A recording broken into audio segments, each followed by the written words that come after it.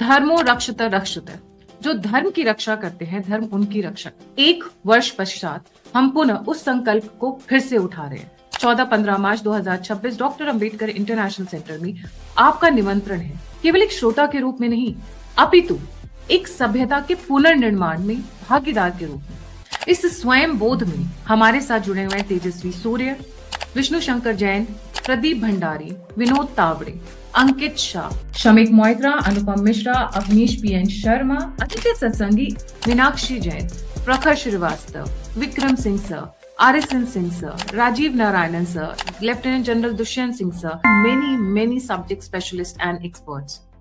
QR code आपके screen के ऊपर है, जल्दी से रजिस्ट्रेशन करें और इस मंथन में भाग।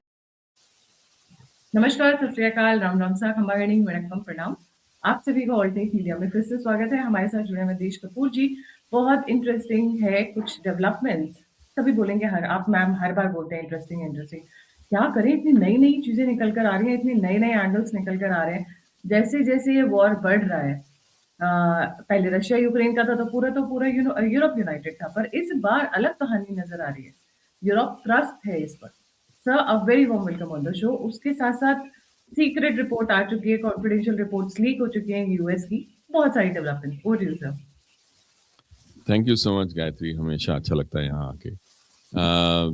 तो सबसे पहले तो बात करते हैं, एक वो इंटेलिजेंस रिपोर्ट है जो लीक हुई है, वॉशिंगटन पोस्ट ने उसके बारे में बात की है। उसमें क्या है, वो नेशनल इंटेलिजेंस काउंसिल जो है उनकी, उसमें काफ़ी सारे एनालिस्ट हैं, उन्होंने ये रिपोर्ट लिखी थी जस्ट बिफोर द अटैक, और उसके जो इन्फॉर्मेशन है वो बाहर आई है।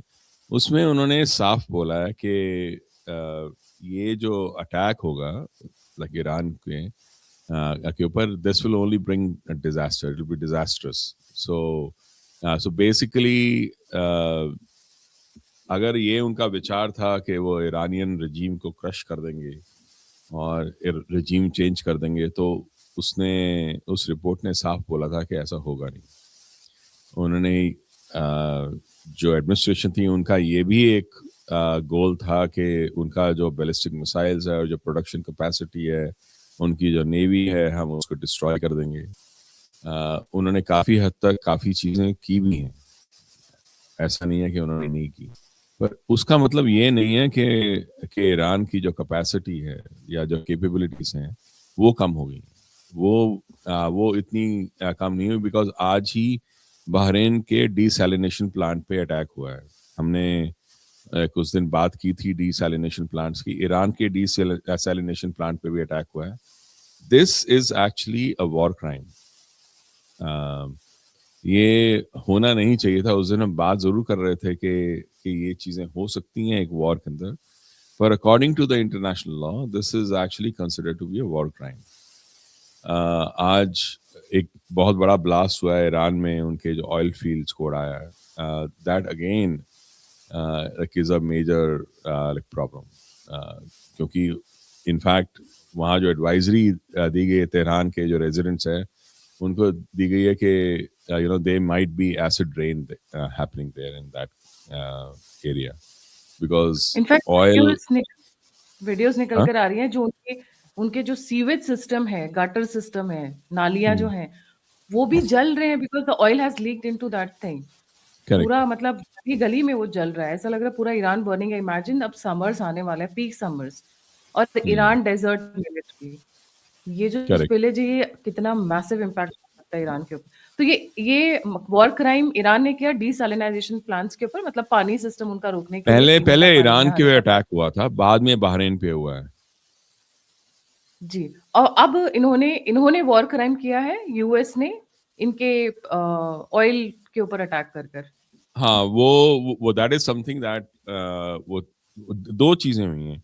एक तो उन्होंने उनके स्कूल पे अटैक किया है, जिसकी वजह से उन्होंने बात की है कि कैसे like this is a very bad move in the sense के वो स्विट्जरलैंड ने पहली बार इस पे किसी भी एक कंट्री के ऊपर वो लाइक उसको कंडेम किया है। उनके जो डिफेंस मिनिस्टर हैं उन्होंने कहा है कि the attacking of that girls school जो मेनाब में हुआ था, जिसमें 165 बच्चे और 14 टीचर्स जो थे वो इम्पैक्ट हुए, वो मरे actually. 165 kids and 14 teachers have died like in that school. एक तो वो हुआ, और दूसरा जो ऑयल डिपो पे फायर्स हुई हैं जिसकी वजह से टॉक्सिक ब्लैक रेन जो है वो मिलियंस ऑफ वहाँ के जो रेजिडेंट्स हैं उनको इम्पैक्ट करेगी तेहरान के. This is like major point of departure, जिसमें स्विट्जरलैंड ने पहली बार शायद किसी भी वॉर में किसी भी साइड का किसी भी वो जो एडवर्सरीज हैं उनकी साइड ली है. उससे पहले कभी वो कभी साइड नहीं लेते, पर इस बार उन्होंने इसको कंडेम किया है, विच मीन्स के ये जो एक्शंस हो रहे हैं इसमें यूएस और यूरोप जो है वो एक साथ नहीं है. कम से कम स्विट्जरलैंड वो जैसे देश तो नहीं है. तो एक तरह से ये हम जब पहले बात करते थे कि यूएस और यूरोप एक साथ होते थे हमेशा वॉर्स के अंदर, लेकिन इस समय ये वॉर यूएस की वॉर नहीं देखी जा रही, ये वॉर डोनाल्ड ट्रंप की वॉर देखी जा रही है.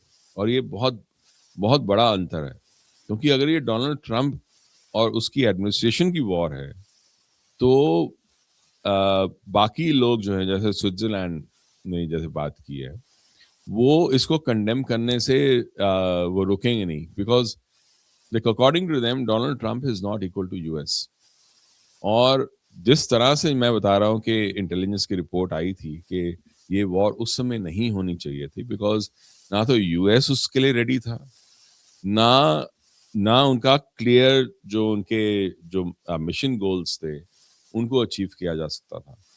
तो अगर ये सच है तो उसका मतलब कि यूएस ने उस जगह पे वो कदम रखा है, जानते बूझते इनफैक्ट बाय डोनाल्ड ट्रंप के विक्ट्री तो पॉसिबल नहीं हो पाएगी, एटलीस्ट शॉर्ट टर्म में तो नहीं हो पाएगी.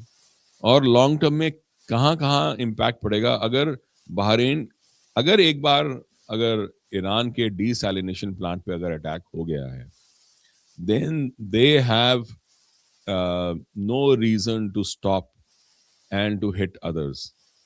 In fact, कई लोग ये भी कह रहे हैं कि शायद कुछ अटैक्स जो थे सऊदी अरेबिया पे और बाकी जगह पे वो शायद फॉल्स फ्लैग ऑपरेशंस थे. वो ईरान ने बार बार कहा है, एक दो बार पीछे वो उन्होंने ये मैसेज किया कि ये उन्होंने नहीं किया था. They were not the ones who have like done those attacks. अगर उन्होंने नहीं किया तो फिर ये अटैक किया किसने? तो आई थिंक वो भी एक क्वेश्चन आ रहा है, क्योंकि कई लोग ये भी कह रहे हैं कि दिस एंटायर वॉर उसमें they are also trying to actually like do damage to both the sides. तो both the sides को जो डैमेज है like उससे like ultimately जो है वो जो मिडल ईस्ट है that will be broiled into all these like issues, जिससे इजराइल का फायदा है. ये ऐसा कुछ लोगों का कहना है जो मैं पूरी तरह से सच नहीं मानता, बट ये जरूर है कि ये जो इंटेलिजेंस रिपोर्ट जो आ रही है वो क्या कह रही है? It's very dangerous for US going into this war, it's catastrophic. Correct.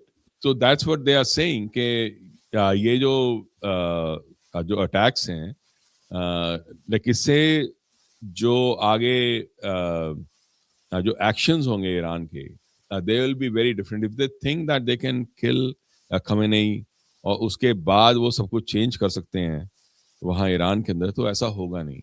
और ईरान जो है वो ऐसा नहीं है, आप उसके कुछ जो मिसाइल्स हैं उनको अगर उड़ा दोगे और कुछ नेवी के शिप्स उड़ा दोगे तो you will be okay. That is not how it will work. तो उसने for Israel and US the results will be very devastating, like that is the thing. So एक तो ये है एक तरफ से जो यूएस और इजराइल और जो ईरान के बीच में चल रहा है, और दूसरी तरफ क्या है कि चाइना जो है वहां से 2 शिप्स निकली हैं। अभी हमने देखा था कि एक शिप जो थी ईरान की, that was actually hit in Sri Lanka के वाटर्स में। वो भी एक अजीब सी कहानी है, बिकॉज ऐसा था कि श्रीलंका ने उनको बुलाया पहले शिप को, 11 घंटे शिप खड़ी रही। जब वो शिप खड़ी रही 11 घंटे, that is the time when it was hit. So तो ये पता नहीं है कि श्रीलंका उनके साथ मिला हुआ था उस समय यूएस के साथ, जब उसने ये अलाउ किया। पर एक बात है कि it was not normal what happened. Now on the other side, China का एक पोर्ट है, गालोन पोर्ट, उनका वो साउथ वो सदर्न रीजन में है, वो दैट पोर्ट। वहां पर 2 शिप्स थी, 2 शिप्स हैं ईरान की, शब्दिस एंड बार्जिन। तो वो जुहाई जो सिटी है साउथ ईस्टर्न कोस्ट पे, वहां पर डॉक थी। तो उनको जब फॉलो किया, जब उन्होंने वो देखा, तो पता चला कि actually Galan is the port जहाँ पर वो काफी सारे केमिकल की फैक्ट्रीज वगैरह हैं। तो ये अंदाजा लगाया जा रहा है बाय द एक्सपर्ट्स, जो वॉशिंगटन पोस्ट वगैरह से जिन्होंने बातचीत की है, कि ये जो शिप्स थी, इनके वहाँ सोडियम परक्लोरेट सोडियम परक्लोरेट वो लाद के लेके गए हैं। Now why sodium perchlorate? Because this is actually a precursor to the missile fuel. जो जो यूज होता है ना फ्यूल, उसके लिए ये यूज होता है। तो बेसिकली ये जो सारा केमिकल्स जो लेके जा रहे हैं, this will be used in the missiles going forward. And वो मलेशिया से होते हुए अल्टीमेटली स्ट्रेट ऑफ हॉर्मुज से निकल के अंदर वहाँ ईरान के पास जाएंगे। इट सीम्स के वो मार्च 16 तक पहुंचेंगे वहां पर, दोनों शिप्स। तो उसको यूएस भी फॉलो कर रही है। पर ये कमाल की बात है कि इतनी उससे So these are Chinese Yes, ships going to. no, these These are are Chinese. Iranian ships. These are Iranian हाँ, ships because आपने who गलती से were in वो China. हाँ, हाँ, साउथ चाइना सी में थी, और वहां से वो वहां वो रही वो थोड़े दिन। उनको वो सोडियम परक्लोरेट वो वहां पर लोड किया गया, और फिर वहां से वो जा रही हैं। ऐसा मानते हैं कि ईरान वो अल्टीमेटली जो चाबार पोर्ट है वहां पर वो 16 तारीख तक पहुंचेंगी। तो बेसिकली सी इन शिप्स में क्या जा रहा है और कितनी कब तक पहुंचेंगी, या पहुंचेंगी भी या नहीं पहुंचेंगी, वो एक अलग चीज है। लाइक वो इम्पोर्टेंट है, but that is not the critical point. The important point is this कि इस वॉर में क्लियरली जो रशिया है और जो चाइना है, वो पीछे से इनको हेल्प कर रहा है, right? US not has already just said that intelligence report is coming from the Russian authorities to correct. और उसने लावरोव ने तो कहा भी है कि हम तो पूरी तरह सपोर्ट करेंगे इनको। अगर मतलब विच इज वेरी रेयर कि ऐसा कभी कोई वो कंट्री कोई बोले किसी को यहाँ के बारे में। बट द थिंग इज कि इस सारी चीज में ये वो US, see one thing is very clear कि US is already also preparing for ground troops। मतलब वो ground on the ground boots के लिए ऑलरेडी वो प्रिपेयर हो रहे हैं। That is going on currently.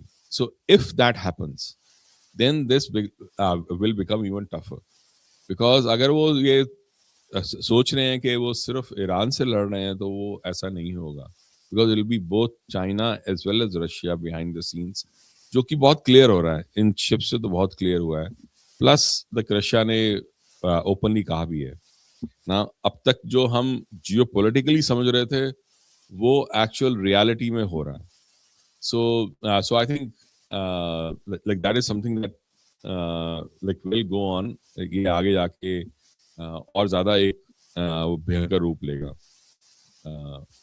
आगे आने वाले टाइम में। जी, लुक्स लाइक कि चीज़ें और तेज़ी से बदल रही हैं। आप कह रहे हैं वॉर क्राइम, मुझे ईरान के वॉर क्राइम से ज़्यादा मुझे तो यूएस का वॉर क्राइम लग रहा है। आपको अगर आपकी शिप्स डायरेक्शन नहीं पता है, they are attacking civilian areas.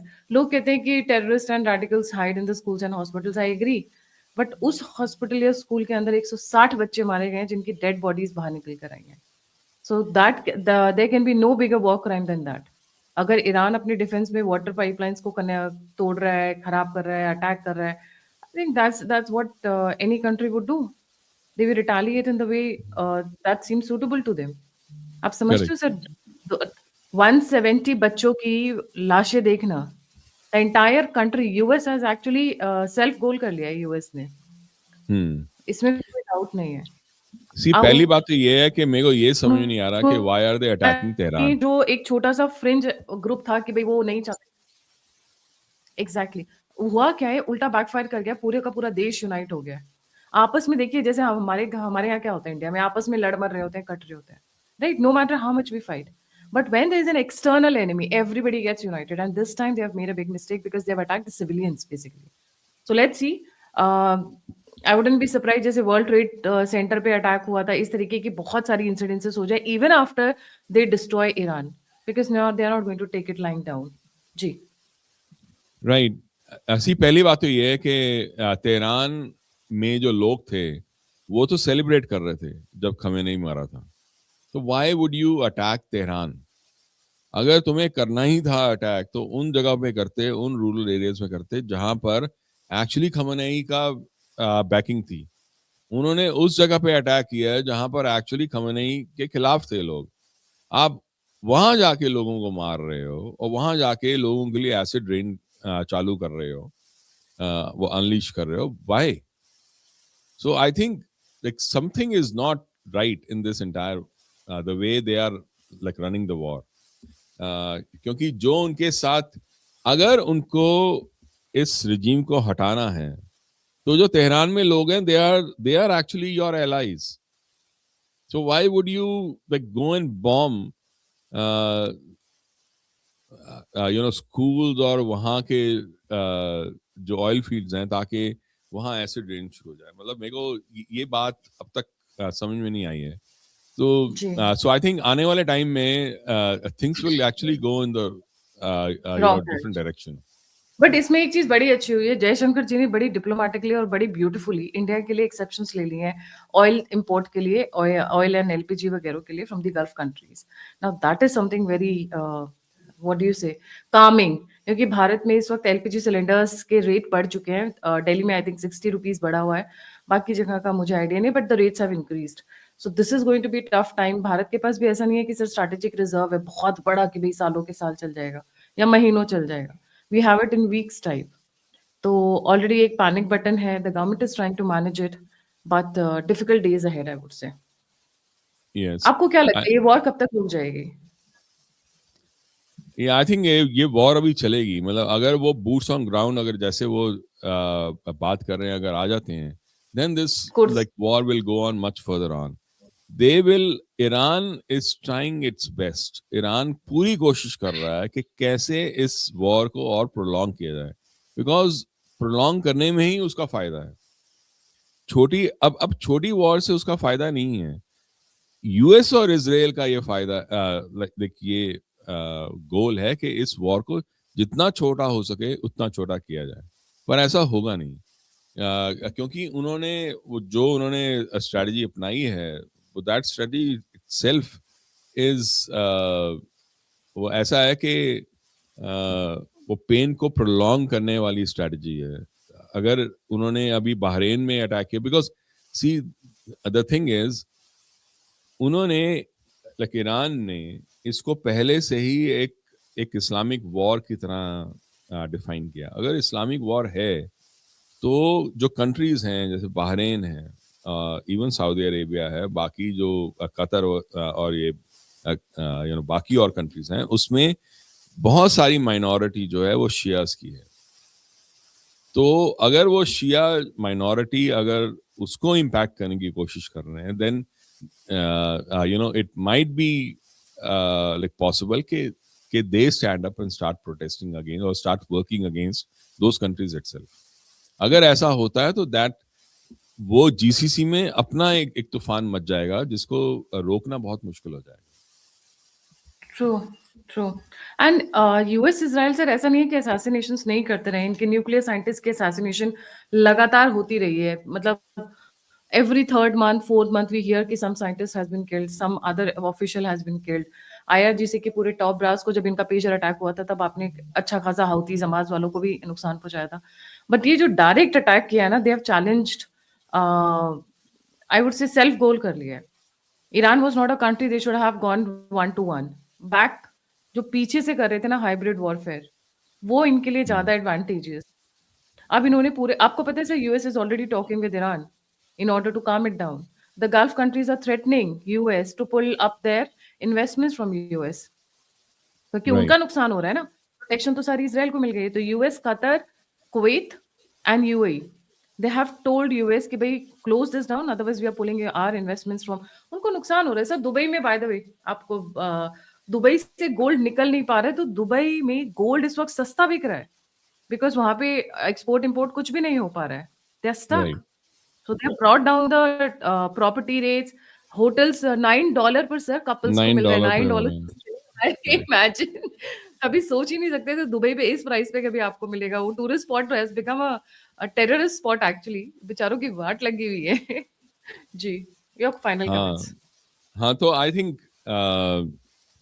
मैंने तभी कहा था कि इस वॉर के एंड तक जितने ये ऑयल फील्ड्स और डीसैलिनेशन प्लांट तक इसको एस्केलेट नहीं किया जाना था, वो नहीं किया जाना चाहिए था. अगर हो गया है यहाँ तक एस्केलेट, जैसे मैंने पिछले हमारे प्रोग्राम में हमने डिस्कस किया था, द वल्नरेबिलिटी जो है ना, और जो डीसैलिनेशन प्लांट्स जो हैं इन सब के, सऊदी अरेबिया के, दोहा के, दुबई के, अबू धाबी के, वो इनके ईरान से 150 किलोमीटर दूर है बस.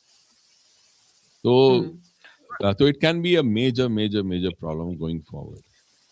Exactly. And you're saying boots on ground. I don't think so US or Israel will put boots on ground, but definitely they have started using the Quds.